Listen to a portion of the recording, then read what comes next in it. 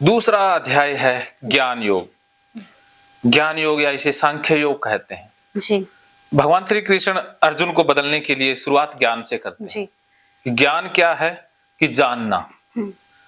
जब हम सच को जान लेते हैं तो वो मानना नहीं है, जानना। हम बहुत सी चीजें मानते आए हैं, मानना ज्ञान नहीं है, जान लेना ज्ञान है। तो जानना क्या है वो कृष्ण बता रहे हैं। संजय बोले, इस प्रकार करुणा से व्याप्त और आंसुओं से पूर्ण तथा व्याकुल नेत्रों वाले शोक युक्त उस अर्जुन के प्रति भगवान मधुसूदन ने ये वचन कहा। अब आता है आगे श्लोक। श्री भगवान बोले, भगवान श्री कृष्ण अब बोल रहे हैं। पहला श्लोक, हे अर्जुन, तुझे इस असमय में ये है मोह की सेतु प्राप्त हुआ है। अर्थात अर्जुन ने जितनी भी शास्त्रों की बातें कही, जितना ज्ञान झाड़ा, कृष्ण ने एक ही वाक्य में उसे दरकिनार कर दिया कि ये असम्यक ज्ञान है, ये समय नहीं है। जैसे कोई मृत्यु का समय हो तो वहां पर शादी की बात अच्छी नहीं लगती, या शादी में मृत्यु की बात अच्छी नहीं लगती। वो बातें बुरी नहीं है, लेकिन समय उनका गलत है। इसी प्रकार ओसीडी भी असम्यक ज्ञान है कि कोई गंदगी पोटी हम कर रहे हैं, हाथ धोए, तब तक तो उसके बारे में सोचना जायज है। उसके बाद वो असम्यक ज्ञान हो गया। जो काम कर रहे हैं उस समय उतनी नॉलेज, अब दूसरे कमरे में क्या चल रहा है, कौन वॉशरूम गया, कौन आया, ये असम्यक ज्ञान हो गया। हम अपने उसके ऊपर आ जाए ना, युद्ध करना ज्ञान है। युद्ध के अलावा कुछ भी करेंगे, चाहे बढ़िया बढ़िया बातें भी करें, वो असम्यक हो गया। हाँ, कुछ भी, ये यहाँ से बहुत से मायने चेंज हो जाते हैं। क्योंकि न तो यह श्रेष्ठ पुरुषों द्वारा आचरित है, न स्वर्ग को देने वाला है, न कृति को देने वाला है। क्योंकि ज्ञान कितना ही इंपॉर्टेंट हो, सारा ज्ञान दुनिया का, लेकिन अगर वो असमय में है तो उसकी कोई वैल्यू नहीं है। सिर्फ समय अनुसार ही ज्ञान की वैल्यू होती है। जैसे सुमित जी ऑफिस में है तो जो काम कर रहे हैं वही ज्ञान उनके लिए परफेक्ट है। उस समय कितना ही आध्यात्मिक उच्च स्तर का ब्रह्म ज्ञान ले आओ, वो असमय ज्ञान हो जाएगा, वो कूड़ा करकट ही माना जाएगा उस समय, क्योंकि उसका समय नहीं है। इसलिए हे अर्जुन, नपुंसकता को मत प्राप्त हो। नपुंसकता का अर्थ शरीर से नहीं है, नपुंसकता का मतलब होता है मन से, मतलब कृष्ण जी ने सीधे अर्जुन को बोल दिया नपुंसकता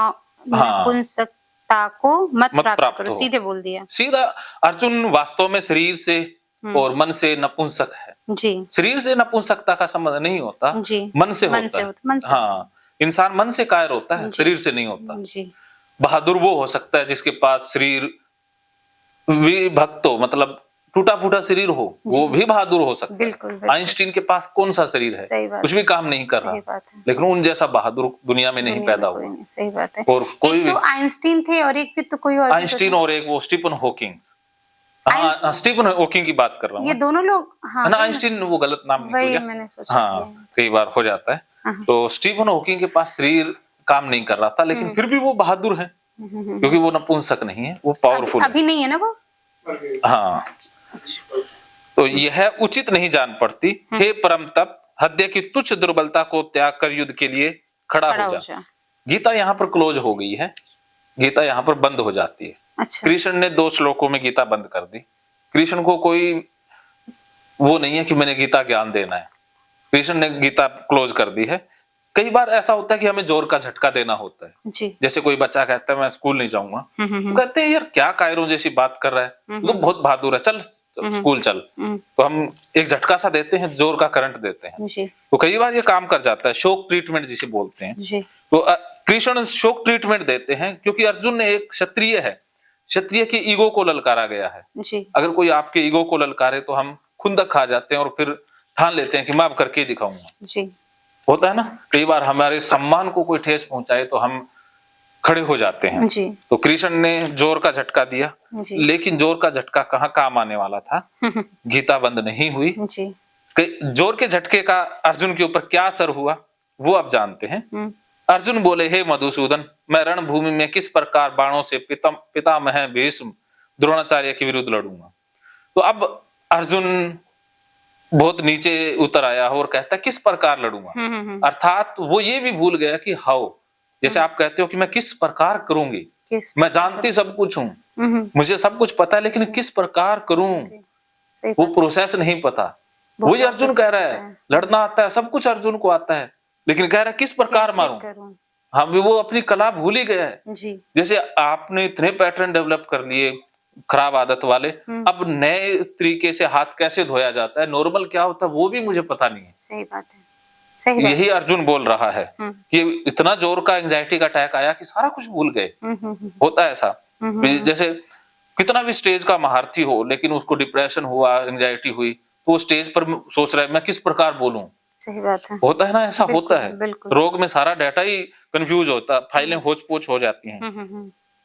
क्योंकि लेकिन अर्जुन अर्जुन है, अभी भी हथियार डाल करके फिर खड़े कर लेता है हथियार, ईगो फिर ले आता है। जी। अब एक बार तो कह दिया अभी, अब मैं लड़ना भूल गया हूँ, मेरे से नहीं लड़ा जाता। फिर कहता है ये तो नहीं, ये तो अब अहंकार तो छोड़ेंगे नहीं। कहता रिसूदन ये दोनों पूजनीय है। कहता आप पूजनीय आगे भी, आप पूजा वाले बंदे, इनके खिलाफ नहीं मैं मारूंगा।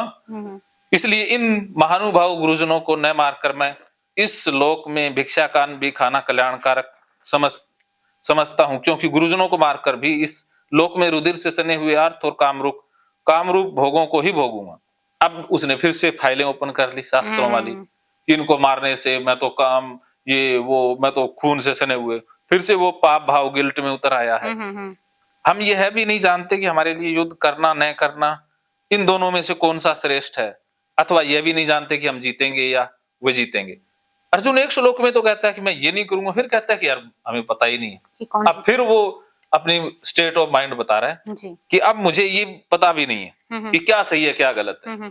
युद्ध करने तो आ गया है, अब पता नहीं है कि सही है या गलत। जैसे कोई शादी करने तो पहुंच गया, लेकिन कहता है पता नहीं अब शादी सही है गलत है, अब क्या करें। फिर कहता है ये अच्छी निकलेगी कि माड़ी निकलेगी, ये भी नहीं जानते। अब उसको शक हो गया, अपने ऊपर शक आ गया ना, ये जीतेंगे या मैं नहीं जीतेंगे, कोई क्लियरिटी नहीं है। उसको अपनी क्षमताओं पर भरोसा ही नहीं रहा। जैसे आपको अपने अंदर इतनी कैपेबिलिटी है, लेकिन आप विश्वास नहीं कर पा रही हैं कि मैं ये कर पाऊंगी कि नहीं कर पाऊंगी। वे भी हमारे आत्मीय धृतराष्ट्र के पुत्र मुकाबले में खड़े हैं, लेकिन अर्जुन है, एक बार सही बोलता है, फिर उसके अपोजिट में कोई ना कोई बात ले ही आता है कि तो ना वो तो बड़े अच्छे हैं। हाँ बहुत अच्छे है ना, धृतराष्ट्र के पुत्र। थोड़ी देर पहले कह रहा था दुर्बुद्धि है, अब कह रहा बड़े अच्छे हैं, आत्मीय। इसलिए कायरता अब फिर से वापस सही भाव में आ गया। इसलिए कायरता रूप दोष से उपहत हुआ स्वभाव वाला तथा धर्म के विषय में मोहचित हुआ मैं आपसे पूछता हूँ। अब अर्जुन ने सही बात शुरू कर दी। अब उसने स्वीकार कर लिया है, एक्सेप्ट कर लिया है।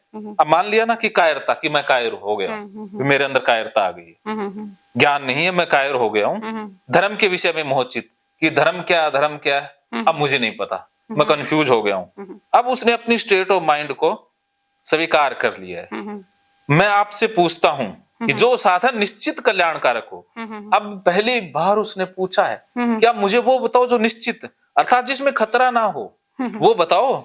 अभी भी आधी अधूरी सी सरेंडर वाली बात आई है कि ऐसा मार्ग बता दो जिसमें खतरा ना हो, मतलब मरना मारना ना हो, वो मेरे को बता सकते हो। अब वह मेरे लिए कहिए, क्योंकि मैं आपका शिष्य हूँ, इसलिए आपके शरण में मुझे शिक्षा दीजिए। विशिष्यता स्वीकार कर लिए, शरण में भी आ गए, लेकिन शर्त के साथ कि मैंने सारा स्वीकार कर लिया। जैसे आपने कह दिया सरेंडर पक्का है, सब कुछ आपको मानेंगे, लेकिन काम वही करवाना मुझसे जिसमें खतरा ना हो, तो मुझे ठीक लगे। सही बात, सही।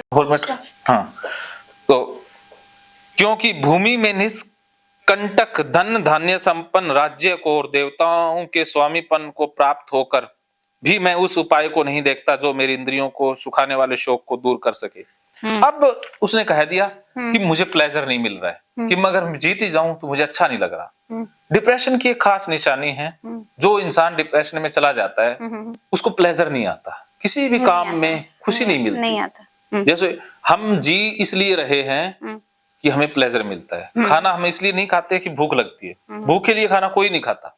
ये उल्टी साइंस है जिसके बारे में लोगों को पता नहीं है। हम खाते हैं, खाने में खाना अच्छा लगता है, प्लेजर मिलता है, प्लेजर के लिए। डिप्रेशन वाला पीड़ित व्यक्ति जिसको खाने में प्लेजर नहीं आ रहा, तो वो खाएगा ही नहीं। कुछ भी रख दो उसके सामने, खाएगा ही नहीं, उसका वजन कम हो जाएगा, सूख जाएगा, मर जाएगा, खाना नहीं खाएगा, क्योंकि उसे प्लेजर नहीं आ रहा। 3 बार मैंने 18 दिन में भूखा रहा।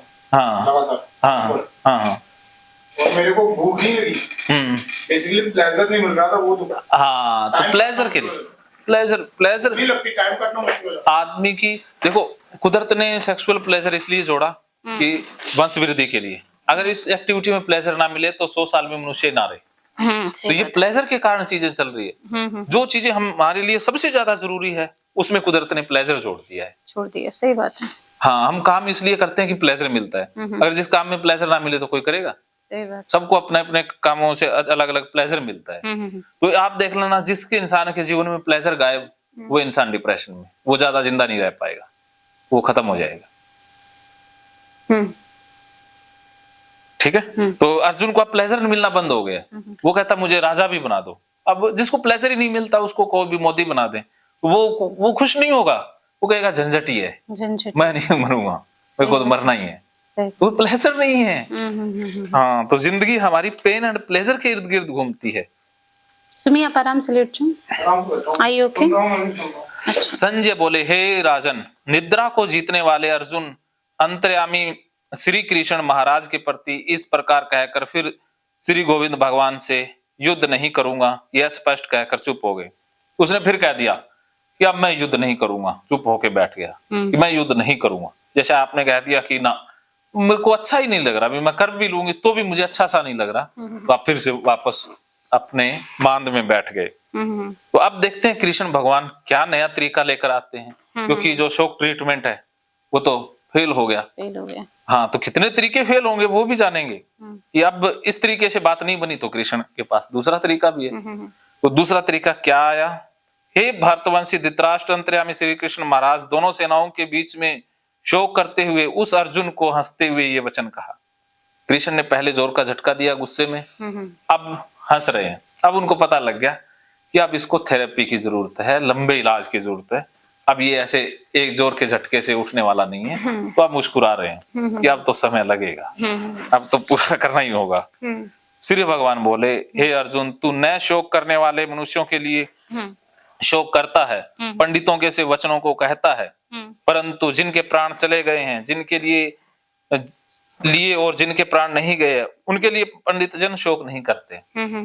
कृष्ण कह रहे हैं कि तू बात तो ज्ञानियों वाली करता है, लेकिन तेरे जो कर्म है, जो तू कर रहा है, वो ज्ञानियों वाला नहीं है। कुछ लोग बातें ज्ञान की करेंगे, लेकिन उनके कर्म ज्ञानियों वाले नहीं होते। तो वो अधूरा ज्ञान है, वो थोथा ज्ञान है।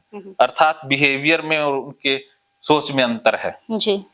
न तो ऐसा है कि मैं किसी काल में न था और न तू नहीं था, अथवा ये राजा लोग नहीं थे, न ऐसा है कि आगे हम सब नहीं रहेंगे। अर्जुन का मुख्य यही डर था कि मर जाएंगे, ये मर जाएंगे, ये मुख्य डर था। तो कृष्ण इस डर को काटने के लिए कह रहे हैं कि हमेशा से थे, अर्थात ये फॉर्म चेंज हो रही थी, ये हमेशा से थे, हमेशा रहेंगे। जैसे रूप बदलते रहते हैं, ये मिट्टी और इनके कॉम्बिनेशन से शरीर बन गया, ये कॉम्बिनेशन हट जाएगा, मिट्टी मिट्टी में चली जाएगी, जल जल में, और अग्नि अग्नि में चली जाएगी, फिर कॉम्बिनेशन बनेगा किसी जानवर में, तो फिर से ऐसे चलेगा ना। तो ये पदार्थ तो यही चलता रहता है, कोई नया तो है नहीं। जैसे एक सोना है, उसी सोने से अंगूठी बना लेते हैं, कभी कड़िया बना लेते हैं, कभी है, सोना तो रहता है ना। जो मैटर को जब वो हमेशा रहता है, तो उसकी कह रहे हैं, इसलिए हमें आकृतियों के लिए चिंता करने की जरूरत नहीं है। जैसे जीवात्मा इस देह में बालकपन, जवानी, वृद्धावस्था में होती है, वैसे अन्य शरीर की प्राप्ति होती है, उस विषय में धीर पुरुष मोहित नहीं होते। ये ज्ञान की बात है कि जब हमारे ज्ञान अंदर होता है तो फिर हमें बाहर की चीजें प्रभावित नहीं करती। ये तो बनना मिटना है कि हमेशा से परिवर्तन होते रहना है। जो चीज आज ऐसी है, कल रूप बदल लेगी, परसों फिर अलग हो जाएगी, फिर अलग, हमेशा चलता रहना है। तो इस बारे में सोचने की जरूरत नहीं है कि कौन मिटा कौन बन गया। महकेंगे फिर से खुशियों के रंग भगवत गीता थेरेपी कोर्स के संग। इतिहास का पहला ऐप जो गीता के माध्यम से ओसीडी डिप्रेशन का इलाज आसान बनाएगा। ओसीडी डिप्रेशन का इलाज हुआ और भी आसान, और वो भी बिना दवाई, घर बैठे। किसी को बीमारी की चिंता है तो किसी को चिंता की बीमारी है। भगवत गीता ने लाखों करोड़ों का जीवन बदला है और आपका भी बदलेगा। गीता थेरेपी कोर्स में आपको मिलेगा सभी 11 प्रकार की ओसीडी का संपूर्ण इलाज, जैसे गंदगी का वहम, बार बार हाथ धोना, बार बार सफाई करना, बार बार लॉक दरवाजा चेक करना व अन्य सामान की चेकिंग बार बार करना, एक ही विचार बार बार आना, नुकसान व मरने मारने का विचार आना, HIV, rabies, cancer, heart attack का विचार आना, IBS और नींद न आने की समस्या का हल गीता कोर्स में मिलेगा। आत्महत्या वाले विचारों से मुक्ति भी गीता थेरेपी कोर्स से मिलेगी। राजेंद्र जोधपुरिया ऐप पर आपको OCD से संबंधित राजेंद्र जोधपुरिया की किताब भगवत गीता के मनोवैज्ञानिक रहस्य और अन्य टिप्स पढ़ने को भी मिलेंगे। गीता है महान थेरेपी। गीता में CBT, हिप्नोथेरेपी, माइंडफुलनेस, ERP व अन्य बहुत सी साइकोथेरेपीज का समावेश मिलेगा। राजेंद्र जोधपुरिया ऐप एक, फायदे अनेक। आज ही प्ले स्टोर से डाउनलोड करें, लिंक डिस्क्रिप्शन में है। तो देर क्यों, अभी जाइए डिस्क्रिप्शन में और लिंक पर क्लिक करके प्ले स्टोर से अभी डाउनलोड कीजिए राजेंद्र जोधपुरिया ऐप और पाइए अपनी सभी समस्याओं का हल। मानो तो मौज है, वरना समस्या तो हर रोज है।